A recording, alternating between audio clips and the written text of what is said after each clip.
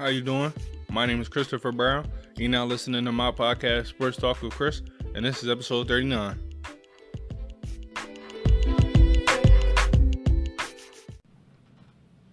Man, the first weekend, playoff basketball did not disappoint. We saw some great games. We saw some great performances. We also saw some bad things happen this weekend for some teams and some players. So let's talk about it. On Saturday, the Bucks took a 2-1 series lead against the Magic, winning 121-107, yet led by Giannis Antetokounmpo. He had 35 points, 11 rebounds, 7 assists, 12 for 14 shooting from the field, 9 for 12 from the free throw line, and 2 for 3 from the three-point line. I know my stand for MVP is LeBron, and I have my reasonings, but I'm not going to discredit how dominant Giannis is, I have to give him some props. I have to give him credit where credit is due. The man is dominant. Dominant in the paint, Teams, well, not all teams. Some teams just cannot stop him. They don't know how to slow him down. And a night like this, man, he just got whatever he wanted. He shot efficient from the three-point line. He got to the free throw line. And the man only missed 2 field goals. He only played 30 minutes. He's probably he's the only superstar, not even probably, he's the only superstar that's putting up these type of great numbers and not a lot of minutes played. That's just great. I'm going to give him his credit, man. That's just great. But Giannis has to have help. Even though they're up 2-1 right now against the Orlando Magic, that's just the AFC, Chris Middleton has to help. This was his best game so far in this series, but even this, that's not good enough. 17 points, 8 rebounds, 6 assists on 7 for 17 from the field. That's just, he has to do better. He did shoot 3 for 7 from the three-point line, but it's just like, Chris Middleton, you're an all-star. You're the second best player on that team. People say they don't need another superstar. You're the other superstar. Well, you have to prove it. Because so far in the playoffs, man, you have not showed up. And it's going to be bad for Giannis if you don't show up. It's going to be bad for not only Giannis, but it's going to be bad for the entire team. So, Chris Middleton, you have to step up. Big time. Eric Bledsoe gave him 14. Brook Lopez gave him 16. Other than that, nobody else is in double figures. So they're going to need help moving forward. They're going to need consistent help. You look at the Magic, Vucevic had 20. Terrence Ross had 20. Augustine had 24. Like I said, man, not Giannis. The Magic are going to fight hard. They're going to fight hard. They're going to be a team that's never going to quit. They might not win all these games, but this is definitely a wake-up call for the Bucks. This series is definitely a wake-up call for the Bucks. Also on Saturday, the Miami Heat took a 3-0 lead against the Indiana Pacers, led by Jimmy Butler with 27 points, 8 rebounds, 4 assists. I miss Jimmy on the Sixers. And this is why, man. Led the team on both ends. He had 3 steals. Yes, he shot 5 for 16 from the field, but he also shot 17 for 20 from the free throw line. Jimmy Butler, he's in a bad shooting slump right now. It's like for the past year or two, he's been shooting terrible. So what does he do? He gets to the free throw line. He had 20 free throw attempts, and the Pacers team in total only had 21 free throws made. You got to give that man some credit. He shot bad from the field, yes, but he generated points. Bam, 22, 11, and 5. I still have Brandon Ingram as most improved, but I won't be surprised if Bam gets it because Bam is just having a hell of a year. At 6'9", dude is doing his thing at the center position. He is doing his thing.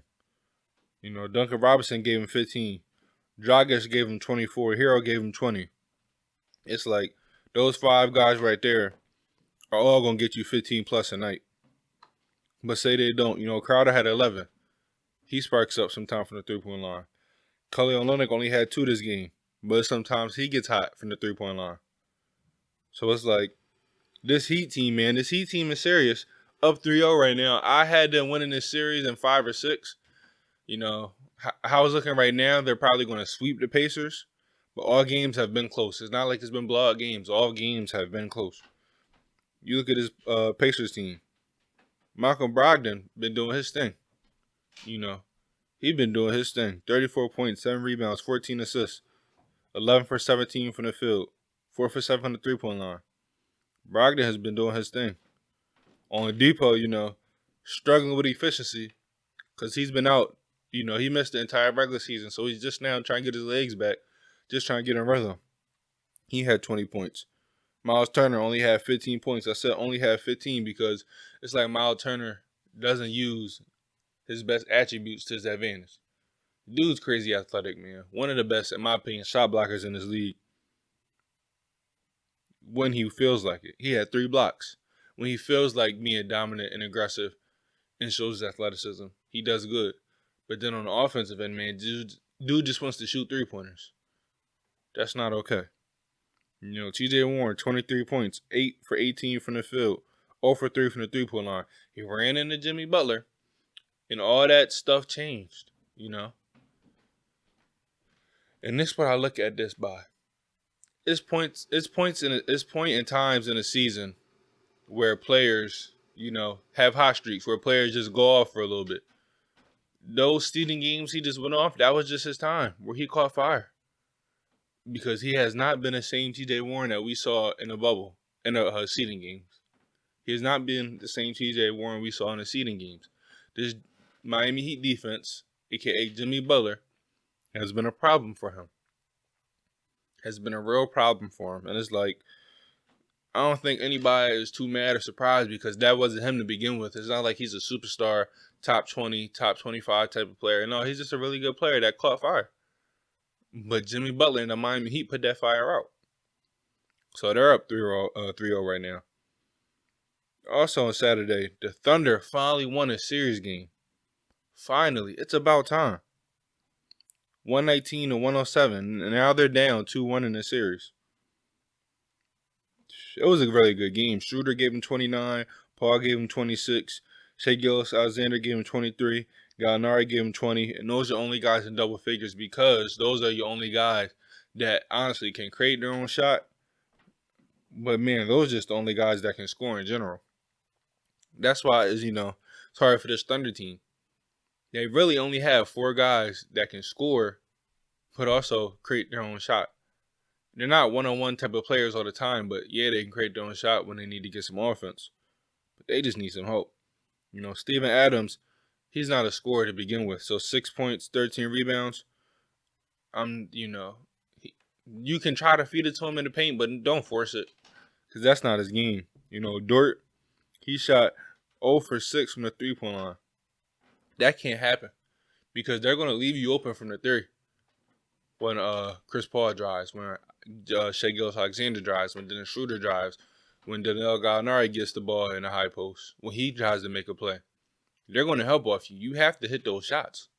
You hit those shots, you're helping this team, man. Like the Thunder shot 14 for 41 from the three-point line.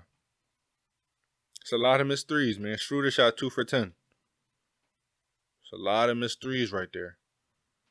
A lot of missed threes. They have to capitalize off that. The Rockets played a really good game, though. James Harden fouled out, but he had 38 points, 7 rebounds, 8 assists. He did shoot 3 for 13 from the three-point line. But, I mean, he's still going to generate points. He shot bad. He's been shooting bad this series, but he's still going to generate points. He's still going to generate points. House gave you 15 and 10. Gordon gave you 18. Jeff Green off the bench gave you 22. Man, Jeff Green, I'm kind of mad at Jeff Green because Jeff Green showed this type of potential his entire career, but has never been truly consistent on the court. That's why a lot of people look at him like that. Because, we know your ability. You have, 20 point. You had, especially in his prime a couple years ago, you really could have been a 20 point a night type of guy, but you just were never truly consistent. Now with the Rockets team, if he can be consistent off the bench, when they get Russell Westbrook back, that just helps him out even better. Because now you're going to have him and Gordon Plus, you got McLemore, who's the best shooter on their team. Even though he went 0 for 2 yesterday, he's their best shooter on the team. You got McLemore. You know, they can actually do something now. They can actually do something. But by them being down 2-1, I wonder if they're going to bring Russ back or wait another game. Because if they won this game, they could have did whatever they want with Russ. They could have had him play a little bit game 4 or just be ready for the second round. But who knows? You know, they have to win game 4. Honestly, watching the game, you could really make a strong argument that if James Harden didn't foul out, the Rockets would have won. But that's basketball. You know, he fouled out. Thunder took the victory. They need to win game 4. They cannot go down 3-1. You go down 3-1, it's very hard to come back. They need to win game 4. Now it's the last game on Saturday. The Lakers did their thing against the Blazers, man. LeBron, 38 points, 12 rebounds, 8 assists, 2 steals. AD, 29 points, 11 rebounds, 8 assists, 2 steals, 3 blocks. Caldwell Pope gave you 13. Caruso gave you 10, 4, and 7 off the bench. Very good performance by Caruso. Kuzma only has 7. He needs to step it up. He know he does. But Danny Green had 8. You know, 2 for 4 from the three-point line. He has not been shooting well, you know, I feel like all year, especially all bubble. I was glad to see him shooting 50% from the three-point line. Man, that performance by LeBron was legendary. He made that face during the game. Once you know LeBron makes that face, he's not losing. He made that face telling, yo, I'm here. Portland, man, even on the hurt finger Dame Lillard had, he still did his thing. 34 points, 5 rebounds, 7 assists, 8 for 20 from the field, 13 for 14 from the free throw line, and 5 for 11 from the three-point line. Dame's a hooper, you know he is. CJ McCollum gave you 28 on 13 for 25 from the field. Did not get to the free throw line. Shot 4 for 12 from the three-point line. You know, 28 points, 8 rebounds, 4 assists, 2 steals. Very good performance by him. Carmelo gave you 20. Nurkic gave you 10. Other than that, man, they're getting no scoring. Trent only had 6, man. 1 for 3 from the three-point line. He's just not getting the shots that he was, you know, the rest of the bubble. In the beginning of the bubble, man, he was honestly one of the best shooters in the bubble. But it's like now in this series, he's not getting the same shots. Still doing his thing on the defensive end as best as he can, but his shot attempts and his shots it's just not the same. When you look at this game, you know, some may ask you, how in the world did the Lakers win? They shot 28 for 43 from the free throw line, and they had 17 turnovers. Well, this is all I'm going to say. AD shot 7 for 14 from the free throw line. That's one in a lifetime, because he's about an 80% free throw shooter. So say he makes 3 or 4 more free throws. Right, say he makes 4. LeBron shot 12 for 17. So he makes 1 more. So that's 5 free throws. You know, that's 121 to 108. The game would have been a lot different if this Lakers team made their free throws. And there was their 2 stars that went to the free throw line over 13 times. So they have to make their free throws, especially Anthony Davis. You know, 70% free throw from LeBron, that's about, you know, his average. But 7 for 14 from AD, that's unacceptable. That's unacceptable, and I do not see that happening again. But they had a great performance. A great performance. You know, I'm glad AD stepped it up, because in the first half, it was looking like the AD I saw all bubble. Have a 1 great game, come back and have a mediocre game, a lackluster game, a not top 5 player in this league type of game, and not the best big in the league type of game. But he came out, he showed out, especially in the second half. Because like I said, the first half, he was very lackluster. The second half, man, AD was doing his thing. AD was doing his thing. So it's like, keep playing like that, AD. Because, you know, that performance by LeBron, we've seen it before. But honestly, AD is going to be a lot of nights where you're going to be that leading scorer.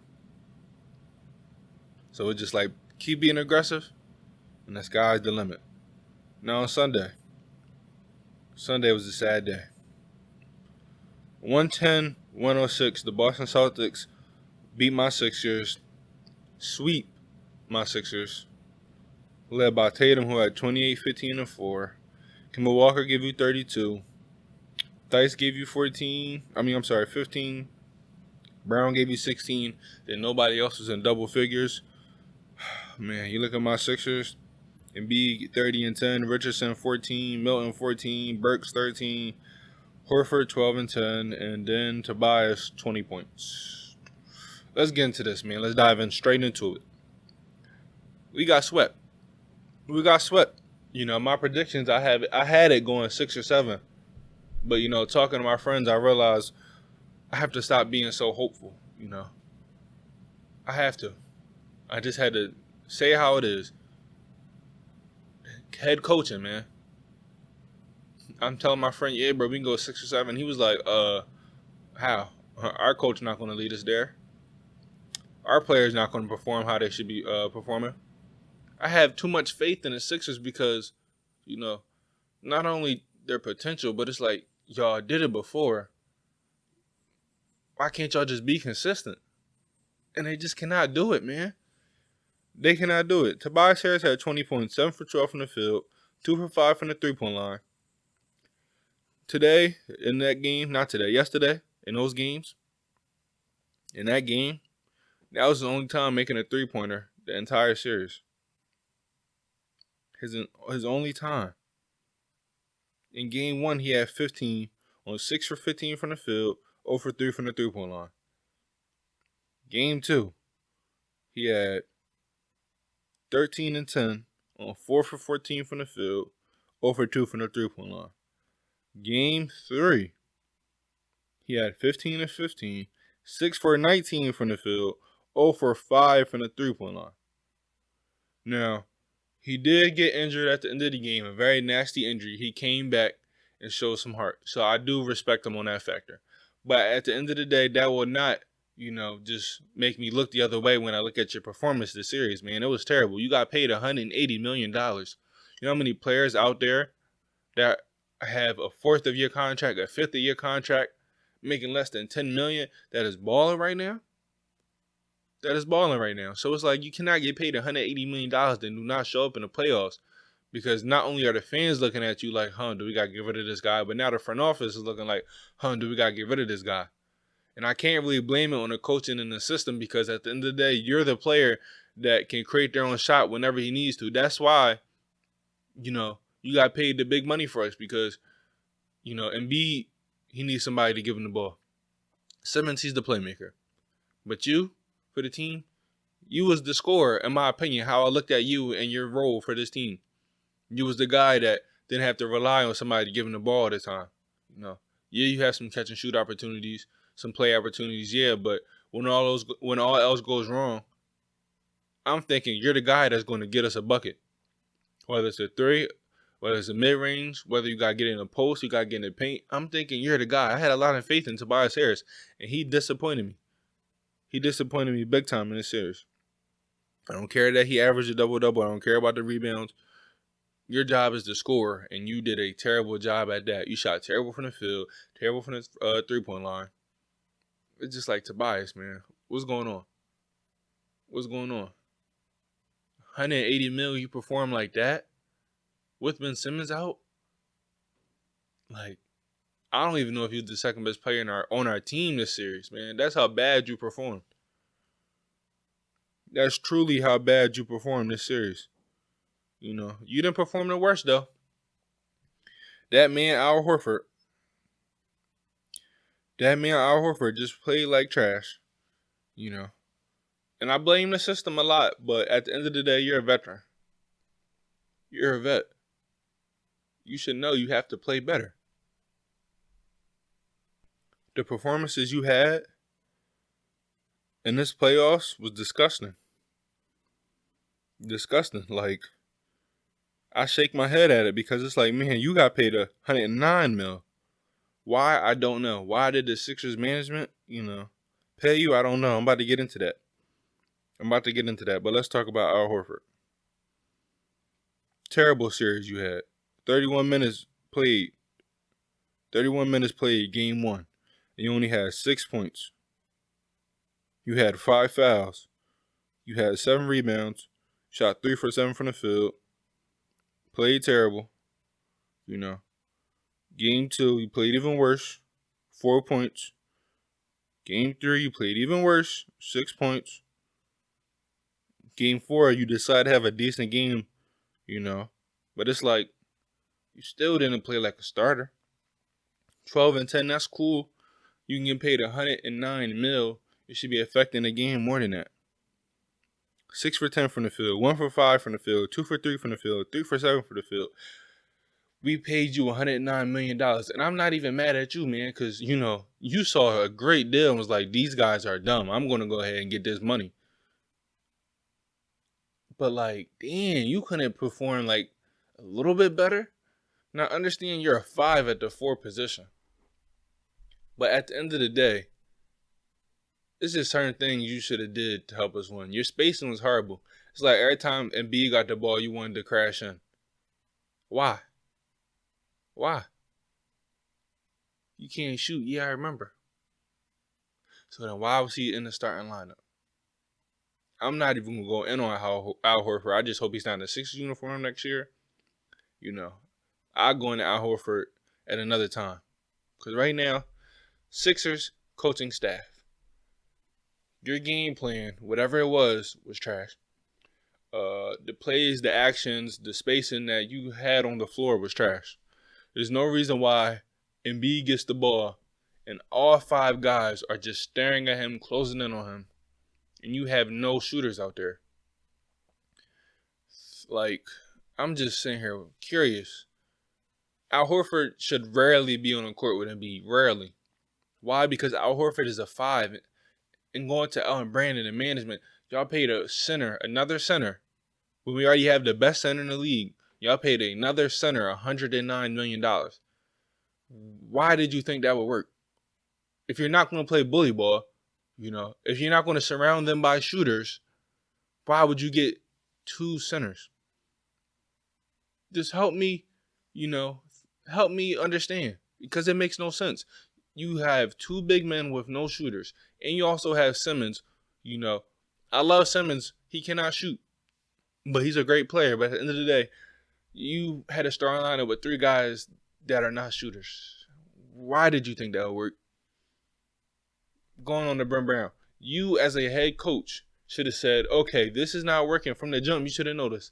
And Al Horford should have been off the bench. He shouldn't. I don't even care how Ben Simmons isn't healthy right now. I still wanted to start Al Horford, especially in this type of series. I'd rather you start Korkmaz than Al Horford, honestly. At least I know Korkmaz with Embiid, that's spacing. Could have started Thibault in this series. He's our second best defender, when Ben Simmons isn't there. Could have started Thibault. Could have started Scott. You could have started anybody else. But instead, you started a guy that cannot shoot, that did nothing. People want to say, "Oh, it's not all on the head coach." Yes, it is. Yes, it is. For us, for the Sixers, yes, it is all on the head coach. You're the reason why we didn't keep Jimmy Butler, because you thought you couldn't deal with that. You can't deal with a great player that has a winning attitude. That's on you. He left. That's on you. JJ Redick left. That's on you. TJ McConnell left. All that's on you. I'm blaming everything on you.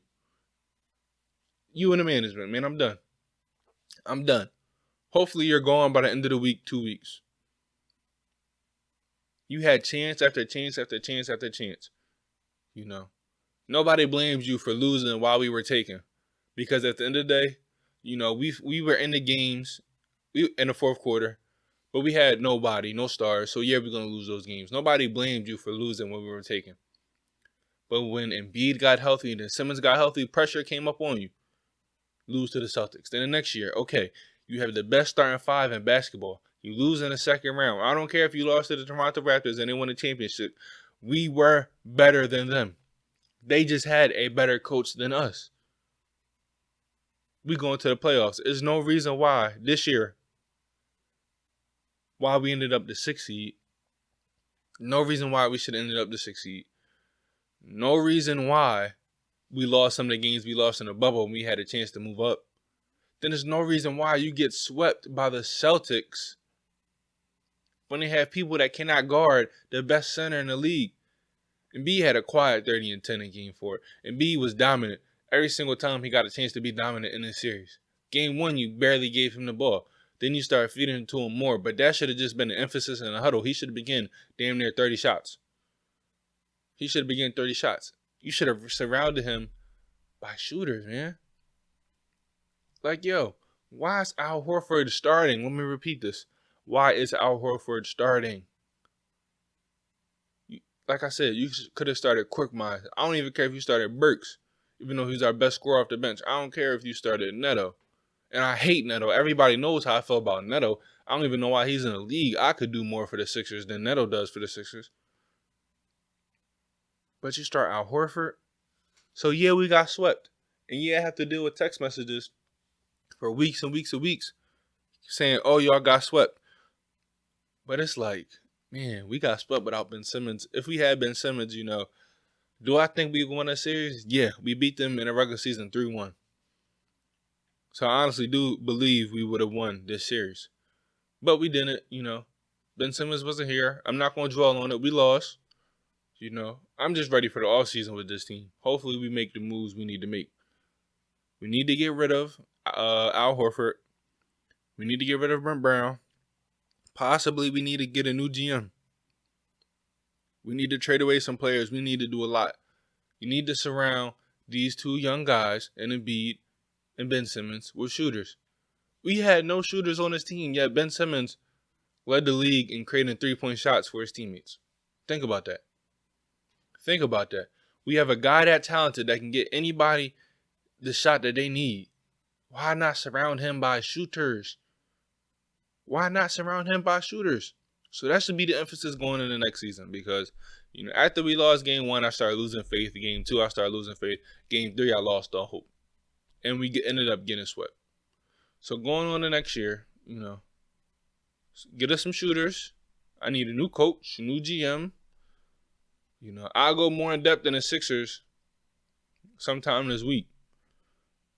I thought I wouldn't be as frustrated, but man, we got swept. I'm very frustrated. Very frustrated. Very, very frustrated. On Sunday,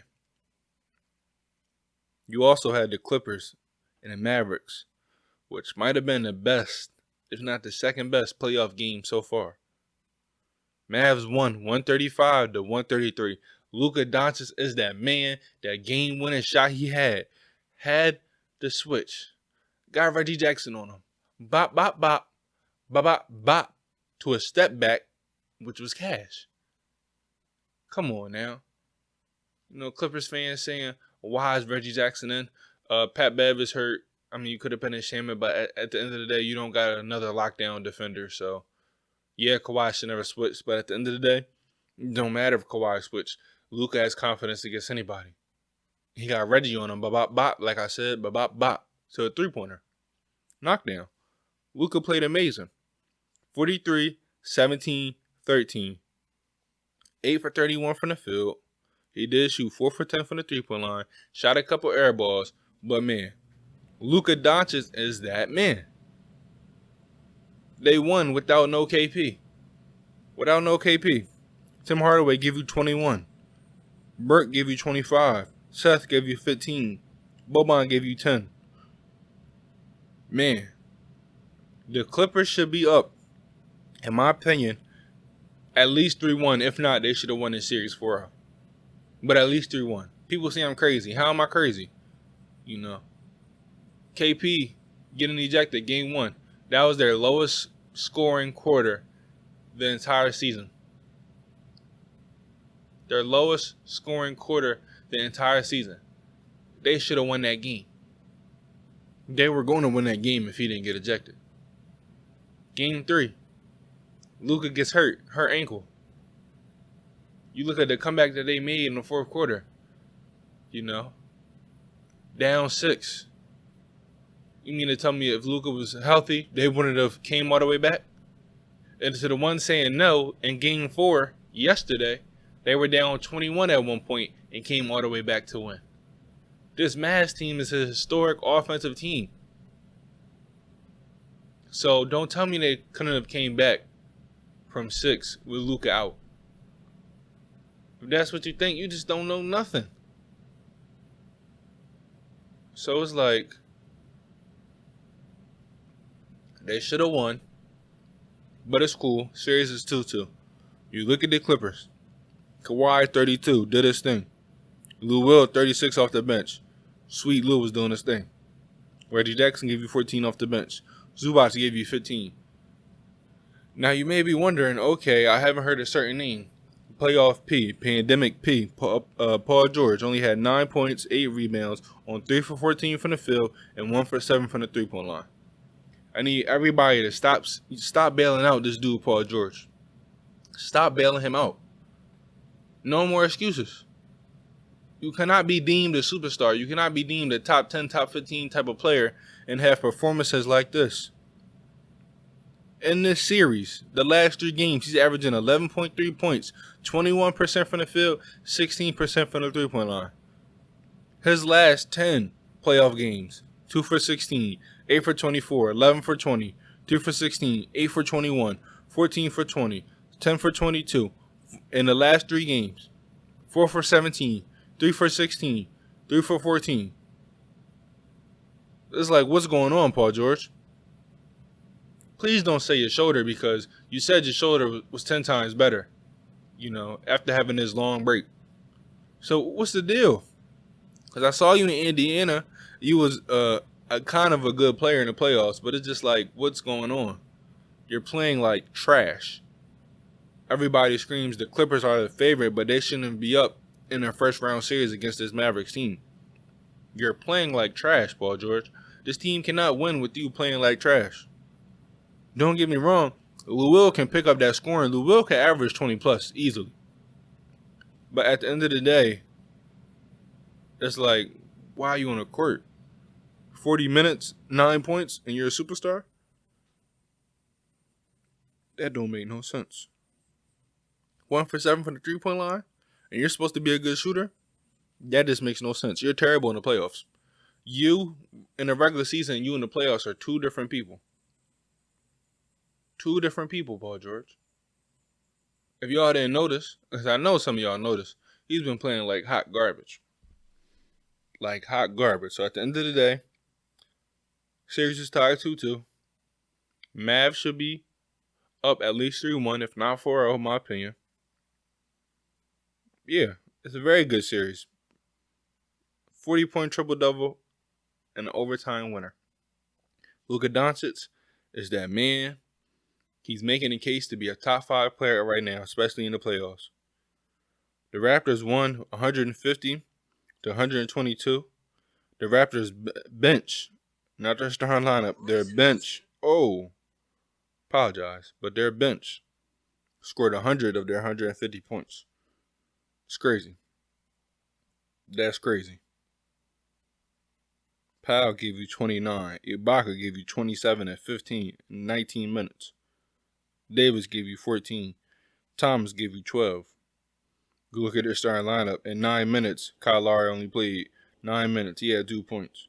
Fran VanVleet had 9. Marcus All had 9. Siakam had 26 and 10. OG Anunoby only had 10 and 7. But man, their bench is crazy. Now they won their playoff series in a sweep. Now the last game was a great game. Down to the wire thriller. Utah Jazz versus the Nuggets, man. The Jazz won 129 to 127, taking their 3-1 series lead. Disappointing. It's very disappointing.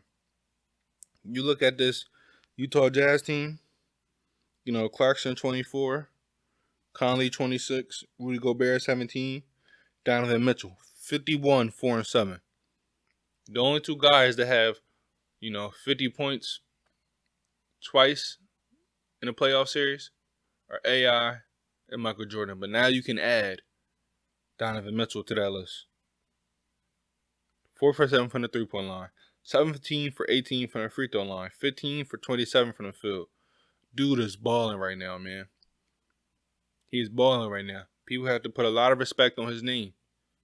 Not only is he balling, but he's doing it efficient. Very efficient. 51 points, man. The Nuggets team have no defenders right now. Missing Gary Harris. Missing Will Barton. They're missing him badly.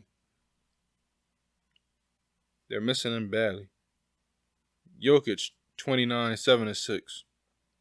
Grant gave you 14. Millsap gave you 16, 7 and 4. Michael Porter Jr. only had 9. 1 for 3 from the three-point line, 4 for 8 from the field. Came off the bench. Why? I don't particularly know. In my opinion, he's their third best offensive guy. But Nuggets do what they want. I'm not the head coach. I'm not on their staff. Jamal Murray had an outstanding game. A type of game that if they would have won, we'll receive a lot of credit. At least a lot more credit. He had 50 points, 11 rebounds, and 7 assists. On 18 for 31 from the field. 9 for 15 from the three-point line. Jamal Murray is a certified bucket. I'm glad he's showing it in the playoffs. But it's like, man, y'all down 3-1. I definitely did not have y'all down 3-1. I did not. I had y'all winning the series in 5 or 6. But it looks like the Nuggets may lose this series in 5 or 6. They need to get it together. They need to be way better on the defensive end. That's what's hurting them. Y'all going to generate points, but man, somebody has to step up and take the initiative. The guard, Donovan Mitchell. The guard, Mike Conley. The guard, Jordan Clarkson. You're losing because of the guard play. Ingles had 0 points. O'Neal had 4 points. You look at their bench. Their bench, outside of Jordan Clarkson, only generated 7 points. You lost the 3 guys. Rudy Gobert is going to get his lobs. He's going to get his drop-offs. He's going to get his offensive putbacks.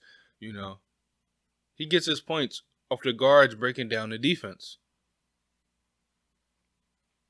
Man, you talk about 3 guys that generated over 100 points. 3. Just 3. There are 3 guards. Conley, 26. Clarkson, 24. Mitchell, 51. Mitchell had 7 assists. Conley had 4 assists. Jordan Clarkson had 0 assists, but, he's coming off the bench to get buckets, so he's just coming off gunner. But at the end of the day, the Nuggets team needs to step up. Step up. If they want to have a chance at coming back. Down 3-1 is going to be hard. But it's y'all fault y'all down 3-1. You can't blame it on nothing else. After Donovan Mitchell had 57 in the first game and the Jazz lost, I thought, okay, the Nuggets can withstand that type of performance, then they have a chance to win. But the last 3 games, the Utah Jazz was in total control. This game was the closest one. But the last 2, total control. Total control. Nuggets need to step it up, man. I'm very disappointed right now. Very disappointed. If you are wondering how to create a podcast like the one you're listening to now, I'm about to explain to you the best way to do so. And that is using a platform called Anchor. If you haven't heard about Anchor, it's the easiest way to start a podcast. And I'm going to explain to you why. First and foremost, it's free. Secondly, there's creation tools that will allow you to record and edit your podcast right from your phone or computer. Anchor will also distribute your podcast so it can be heard on different platforms like Spotify, Apple Podcasts, Google Podcasts, and many more. You can make money from the podcast with no minimum learnership. It's everything you need to create a podcast all in one place. Download the free Anchor app or go to anchor.fm to get started. The weekend was crazy. Now some of these teams are going to have to try to pick it up this week. On Monday, you got the Bucks and the Magic. 1:30. I had the Bucks winning. I have them winning the rest of the games this series, They had their wake-up call in Game 1. They did it. The Magic going to play hard, but the Bucks are in championship mode now. So I don't see them losing. 4 o'clock, you got the Thunder and the Rockets. Now, I don't know if Russell Westbrook is playing. But still, playing or not playing, I'm taking the Rockets. I feel like the Thunder is just going to be hard for them to win. Won't be surprised if the Thunder win, but I'm going with the Rockets. They generate a lot of threes against this team. They exploit mismatches against this team. You can argue if James Harden didn't get fouled out against this team, they would be up 3-0 right now. So I'm going with the Rockets. Do see it being a very close game. But those 4 guys and Chris Paul, Schroeder, Shai Gilgeous-Alexander, Danilo Gallinari. Between them, they all have to put up like 80, 90 points. Between 4 guys. They all have to average between 80 to 90 points just for them to have a chance because they're the only guys that can score. So it's very hard for them. That's why I'm taking the Rockets. 6:30. Game 4. Heat and the Pacers, Monday. See the Heat winning, getting this series, out the door. Yeah, Heat been playing very well. They have the Pacers number. Doing a thing on the defensive end. On the offensive side, anybody could be the leading scorer. Dragic is a consistent 18-point type of guy. Jimmy Butler, he's going to be giving you about 20, getting to the free throw line at least 10 to 15 times. Game 3, he got to the free throw line 20 times. Bam Adebayo, you're going to get a guy that can defend. He can switch onto a guard. In my opinion, he's probably the best perimeter defender when it comes to centers. He's going to do his thing on the offensive end when his number is called. You got Duncan Robinson, arguably the best shooter in the league right now. He's going to do his thing. But there's so many guys that can lead this team in scoring. Kelly Olynyk can get hot out of nowhere, hit 4 or 5 threes. So I've seen him do it. Jay Crowder can get hot, hit 3 or 4 threes. Tyler Hero off the bench, he's giving you about 15 to 18. So this Heat team just has everything. The Pacers, man, T.J. Warren, this team just not it for him. It's like against any other team, he does good. But against the Heat, man, he just shuts down. Brogdon, he's been doing his thing. He's been doing his thing good. Victor Oladipo's been scoring about 20, has not been efficient. Other than that, though, maybe Miles Turner, but he doesn't play basketball how he should be playing. I just don't see the Pacers team winning. I knew the Heat would win. I gave the Pacers, 1 or 2 games, but how it's looking right now, I think the Pacers are going to sweep them. I see them winning Game 4, 6:30 on Monday. Also, Game 4, 9 o'clock on Monday, Lakers and Trailblazers. I see the Lakers winning. I don't see them losing any more games. I don't. Blazers are a good team. Very good offensive team. They have no defense whatsoever. Nobody that can guard LeBron. Nobody that can guard AD. Those two are doing their thing. It's wraps for the Blazers. I don't see LeBron having no bad performances no more. He's locked in. I think AD knows what he has to do now. He has to know when to be aggressive. He has to know when to go get his own shot. Also for the Lakers, man, they just need to shoot better. They shoot consistent, it's a wraps. If Danny Green could hit some consistent threes, if Caldwell Pope can hit some threes, right? You look at the bench, if Caruso can give you backup point guard performances like that, you're in good shape.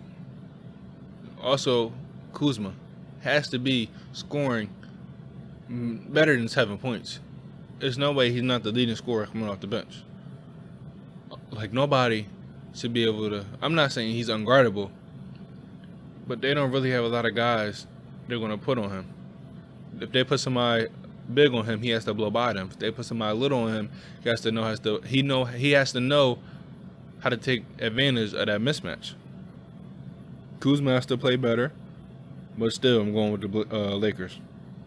Also, Rondo might be healthy for this game. So if Rondo's healthy, he's playing, he can help slow down CJ or help slow down Dame. Hopefully J.R. Smith, he gets some more minutes. He gets some rhythm. Deion Waiters, I'm hoping he gets some minutes. He gets some rhythm. But how it's looking right now, I don't see the Lakers going too in depth with their bench. Hopefully Frank Vogel knows what he's doing with his rotations. I feel like he can do his rotations a little bit better. But at the end of the day, they're going to win this game. They're going to win the rest of the games. And they're going to win this series. On Tuesday, 2 games. The Jazz and the Nuggets at 6:30. I have the Nuggets. This is a must-win game for the Nuggets. They're down 3-1.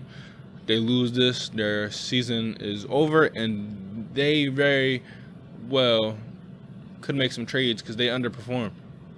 There's no reason why they should be down 3-1. In the West, anybody could win any series, especially in this bubble where there's no home court advantage. 6th seed, 3rd seed, it don't matter. It don't matter because you cannot tell in the playoffs. And the Jazz could have been a 4th seed if they didn't lose some games that they lost in the bubble, in the seeding games. They could have just very well been a 4th seed. So they're not, a 6th seed. They're not a regular team. They're a team that's honestly one of the best teams in the West, one of the best coached teams in the West. And it's showing. It's showing. The Nuggets is a must-win game. They lose this, season's over in round 1. I had high hopes for them. I'm not going to say my playoff bracket until, after all the round 1 games are over.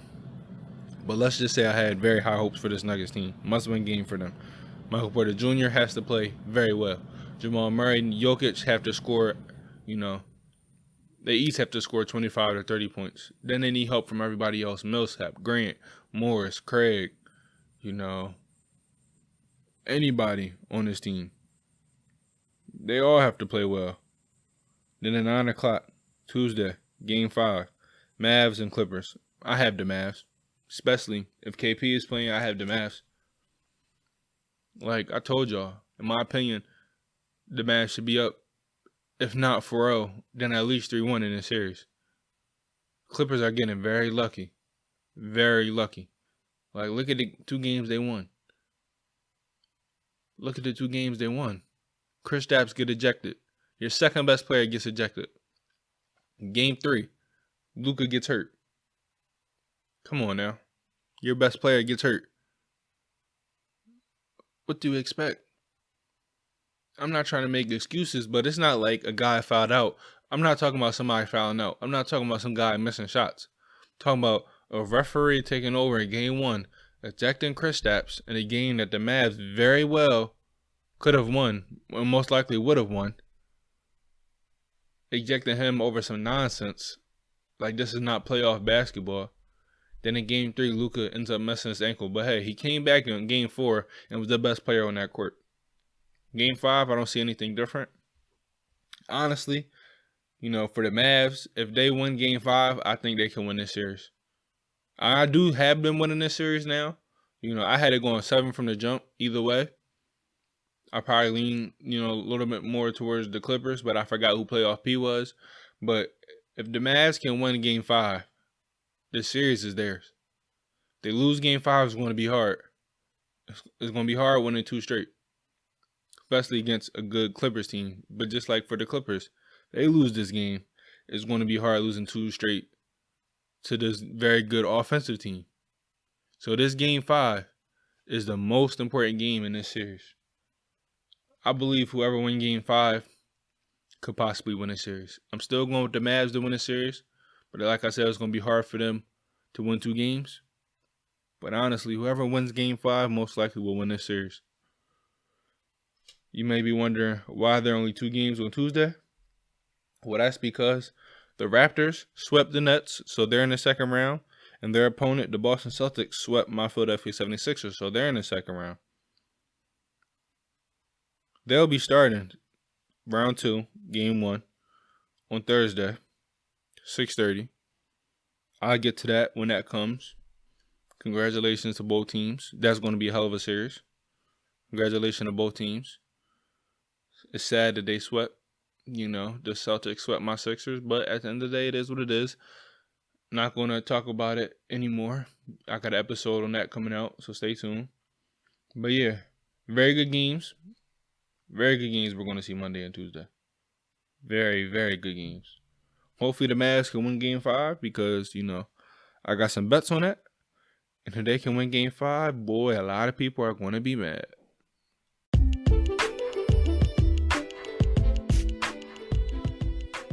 That's a wrap for this episode. Got some very good games this weekend.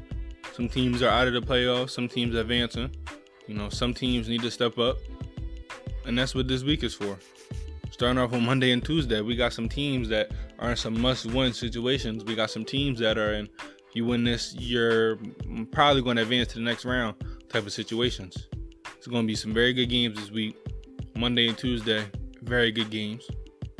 I'm excited, to watch these. I'm also curious to know who you guys think are going to win the games tonight and Tuesday. Let me know. You can find me on Instagram and Twitter at sportsw_Chris. sportsw_Chris. Thank you all for listening. Stay tuned for future episodes.